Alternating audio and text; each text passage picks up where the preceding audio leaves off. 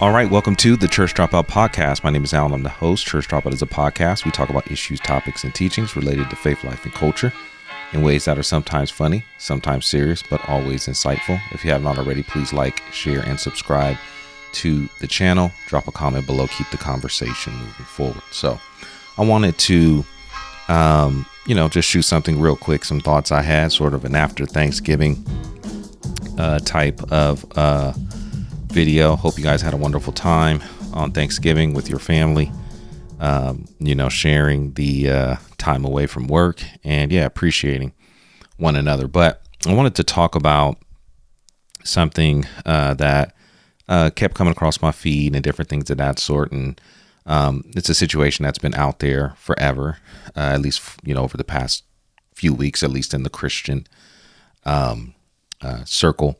But Daystar, the whole scandal situation that's happening with them, all types of stuff going on there. And the purpose of this video is really not to get into any of that. There's other channels who've covered that exclusively. You can get all the details there, but I do want to mention something in relation to that I think is important to talk about as it relates to church and church culture. Now,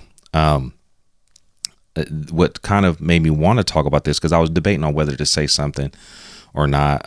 But what made me want to talk about it is, a lot of these, YouTubers are getting these letters, cease and desist letters from Daystar with regards to the media that they put out concerning the situation with Daystar, and I found that to be pretty interesting. Just in terms of here, a quote unquote ministry is trying to silence people from sharing an alternate narrative to the story or even commenting on the story.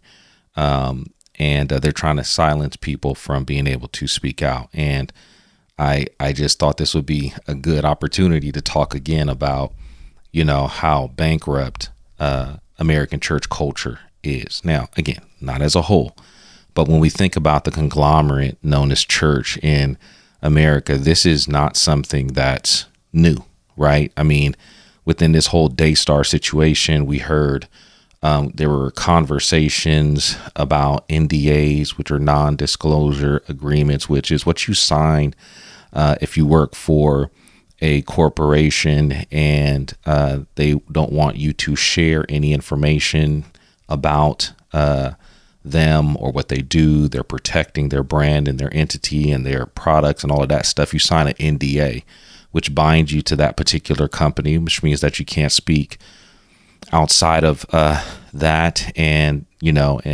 some churches now are having their folks sign NDAs. And this was apparent in this Daystar situation where one person didn't want to sign an NDA. They were trying to force a person to sign an NDA. And, obviously there's some cover-ups that are happening, at least a lot of some alleged cover-ups that are happening, at least at the very least, a lot of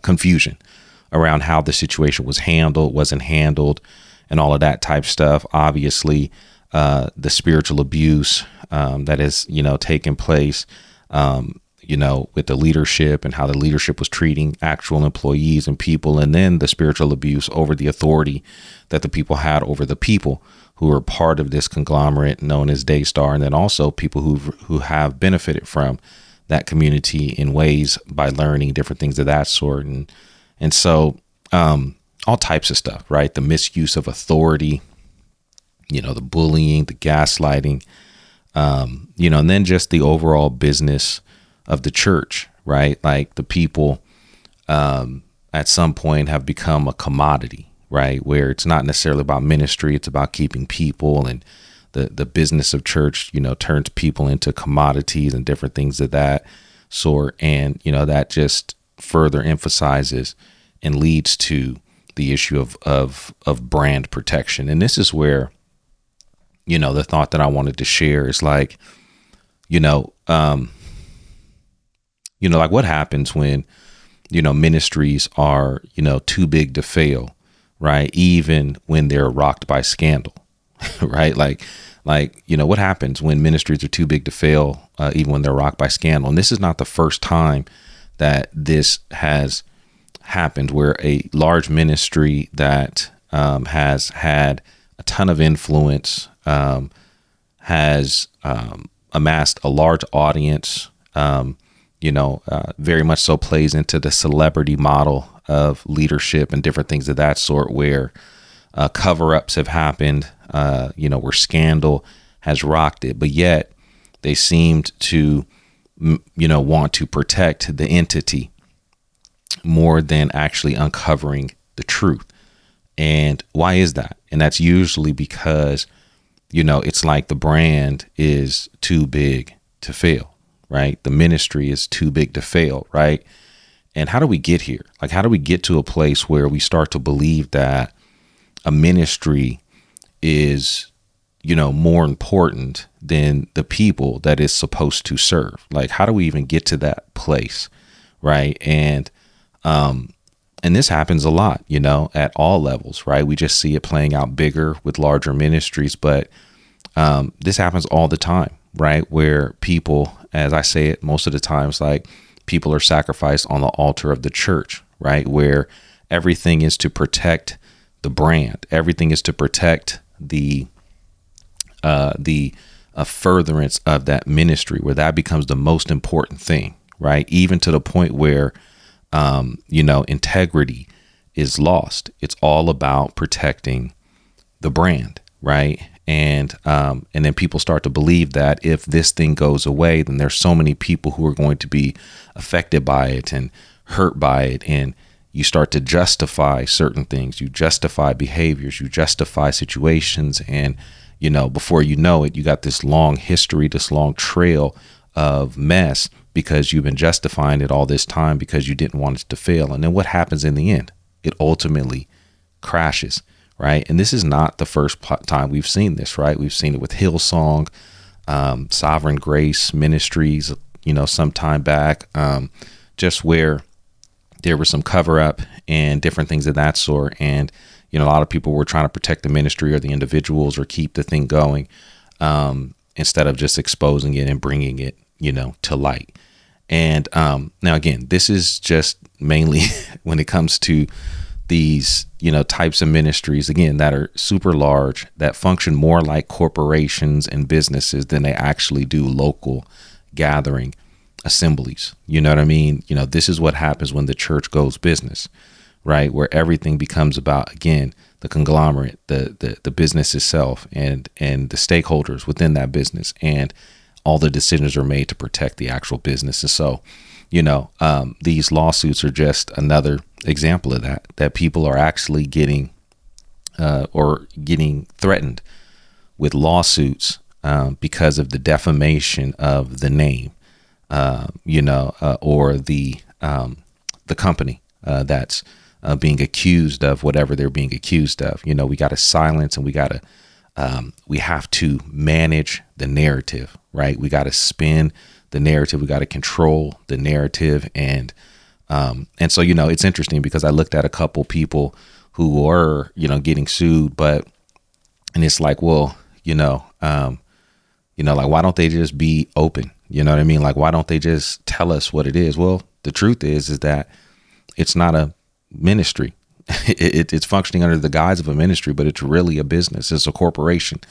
And the way it's set up is as a legal entity, not necessarily as a spiritual community. And so, transparency, accountability, those things don't apply in this particular case. They got to continue to keep the entity moving forward. So you want to minimize as much damage as possible in order to maintain influence and be able to bounce back from the situation. And so it's a terrible situation. Unfortunately, people's lives are being affected by this. The life of the alleged victim in this particular situation is the person that is going to suffer the most. And then also, like I said, whether it's right or wrong, people have invested not only their money, but they've trusted these people to lead them.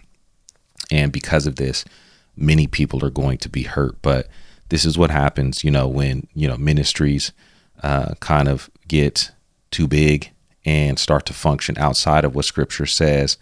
And again, maybe we'll have a conversation later about parachurch ministries, because there's nothing really in scripture about that.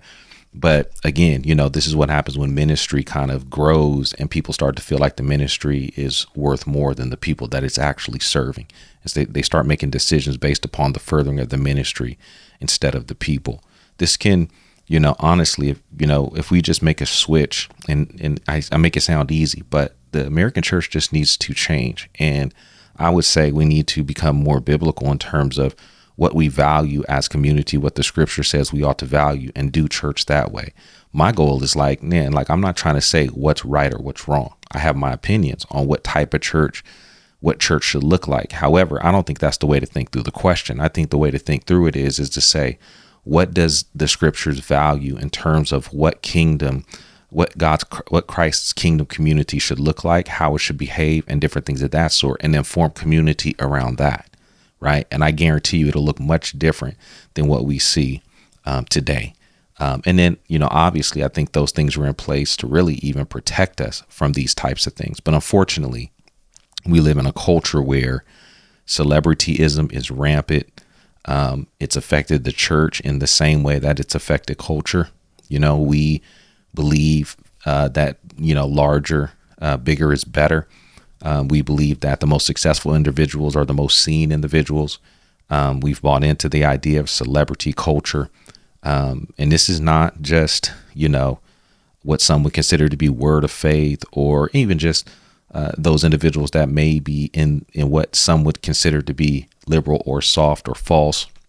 This is happening in the conservative movements just as well. And we can name ministries, people there who are suffering from the same thing. And so anyway, just thought I would share some thoughts. This is a terrible situation, but it's a prime example of a ministry that people feel is too big to fail. And instead of coming clean, and instead of taking care of this biblically, we see what's happening. Now, people are being sued to keep things on hush, but we can't expect them to work that way if the intent, or if the way the ministry functioned at its start wasn't necessarily built on that foundation. But this should show us that, we need to return back to the essence of what it means to be Christ's community. So anyway, we'd love to hear your thoughts. Just wanted to share a few things. If you have not already, please like, share, and subscribe to the channel. Drop a comment below. Keep the conversation moving forward. Appreciate you all tuning into the Church Dropout. Talk to you soon. God bless.